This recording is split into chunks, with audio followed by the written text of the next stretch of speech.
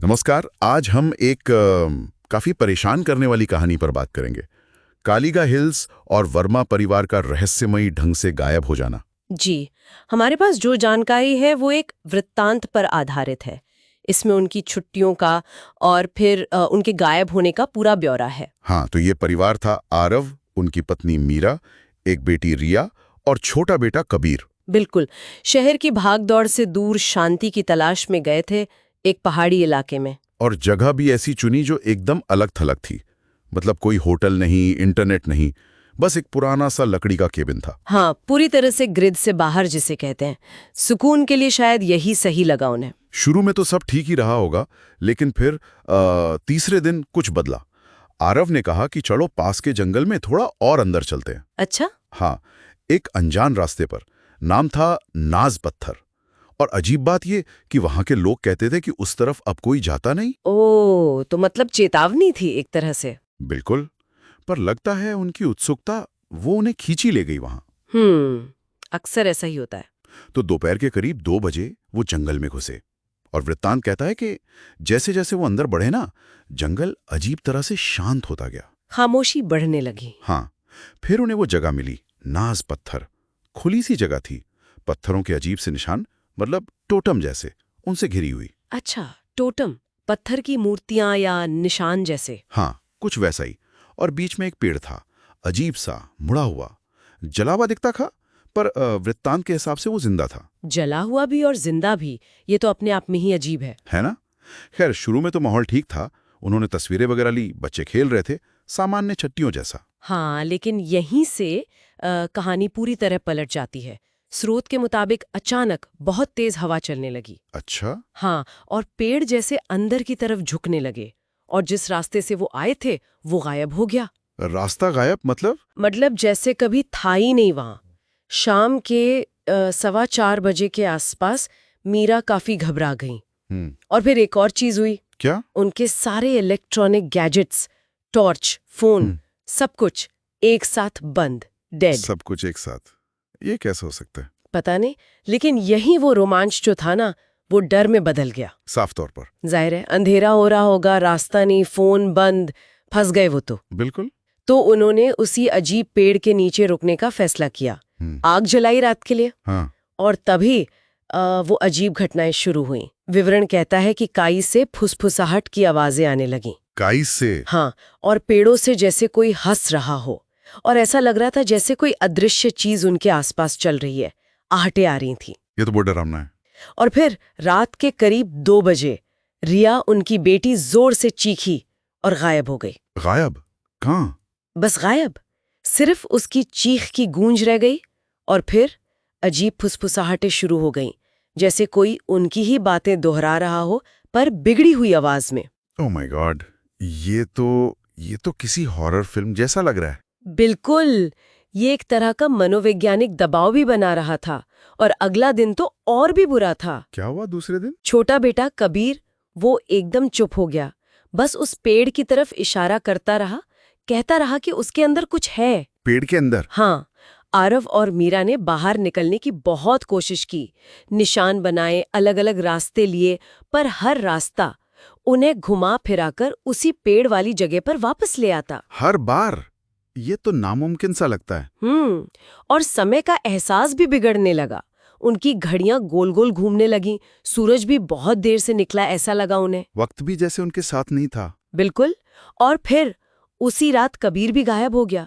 उसने जोर से चिल्लाया, माँ! नहीं। मीरा भागी, पर जब तक वो पहुंची वहां सिर्फ कबीर के जूते पड़े थे और गीले पैरों के निशान थे। गीले निशान? हाँ, गीले पैरों के निशान, जो सीधे उस पेड़ के खोखले तने के अंदर जा रहे थे। पेड़ के तने के अंदर? ये क्या हो रहा था वहां? कोई नहीं जानता।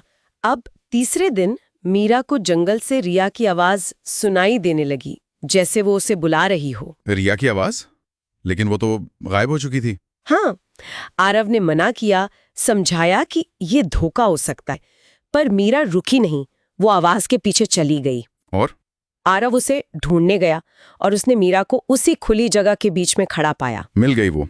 हाँ, पर वो मीरा नहीं लग रही थी। वृत्तांत कहता है कि उसकी आंखें अजीब तरह से पीछे की ओर पलटी हुई थीं, और वो किसी अनजान भाषा में बुदबुदा रही थी। क्या? जब आरव ने उसे पुकारा, वो धीरे से मुड़ी और मुस्कुराई। पर वो मुस्कान वो मीरा की नहीं थी, बहुत अजीब, डरावनी। ये तो बहुत ही भयानक है। मतलब क्या हुआ उसे? कोई कब्जा या? कहना मुश्किल है, शायद गहरा सदमा या फिर कुछ और ही था वहां। अब चौथे दिन तक आरव अकेला रह गया था। बेचारा, बिल्कुल अकेला। हाँ, भूखा प्यासा, उसे परछाइयां दिखने लगीं, आवाजें सुनाई देती, भयानक सपने आते। उसने हिम्मत करके पेड़ पर चढ़कर देखा कि शायद बाहर का रास्ता दिखे। दिखा कुछ? कुछ नहीं, चारों तरफ बस अंतहीन जंगल, कोई रास्ता नहीं। उफ। और फिर उस रात वो जगह, वो नाज पत्थर वाली जगह अपने आप रोशन हो गई। रोशन? कैसे? पता नहीं, वो टोटम लाल रंग में चमकने लगे और वो काला पेड़ वो एक घाव की तरह खुल गया। पेड़ खुल गया? हाँ, और स्रोत के अनुसार उसमें से जो निकला वो आरव जैसा दिखता था, पर उसके दांत बहुत ज्यादा थे, नुकीले। ये क्या बता रही हैं आप?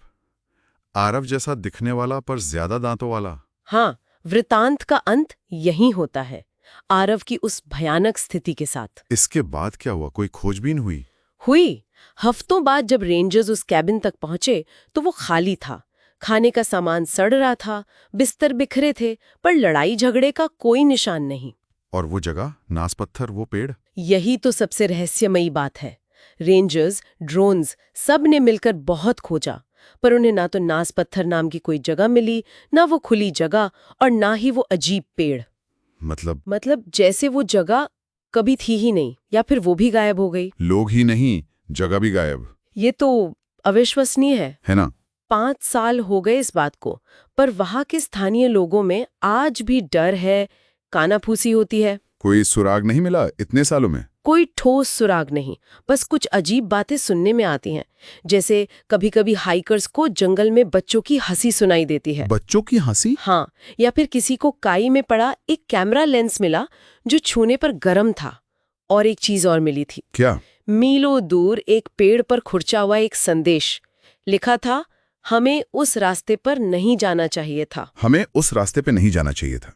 ये तो सीधा आरव की उस पहली उत्सुकता से जुड़ता है। बिल्कुल, लगता है जैसे कोई चेतावनी हो, या शायद अफसोस। तो संक्षेप में कहें तो एक परिवार जो शांति ढूंढने गया था, वो एक ऐसी अनजान जगह पहुंच गया जहां उन्हें ऐसे डर का सामना करना पड़ा जिसकी हम कल्पना भी नहीं कर सकते।